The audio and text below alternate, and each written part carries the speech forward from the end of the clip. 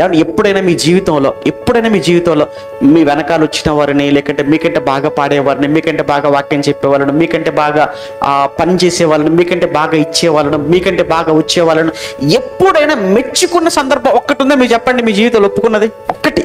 ఎవరినైనా ఎప్పుడైనా ఏమండి అక్క మీరు నాకంటే బాగా పాడారు, చాలా బాగా పాడారు, మీరు ఇలా పాడతారని అనుకోలేదు. ఎప్పుడైనా బాగా పాడేవారి దగ్గరికి వెళ్ళి ఇంకొక పాడేవాళ్ళండి, అసలు పాడరాని వాళ్ళ సంగతి మనం ఎలాగో అవసరం లేదు, బాగా పాడేవాడు మరొక బాగా పాడేవాళ్ళను, బాగా వచ్చేవాళ్ళు ఏమండి బాగా వచ్చేవాళ్ళను, ఇచ్చేవాళ్ళను, బాగా వాక్యం చెప్పేవాళ్ళు మరొకరిని చెప్పేవాళ్ళని చూస్తే నిజంగా తెలుసా చాలా బాగా చెప్పావు తెలుసా వాక్యం, వెరీ గుడ్, ఇలానే కాపాడుకో.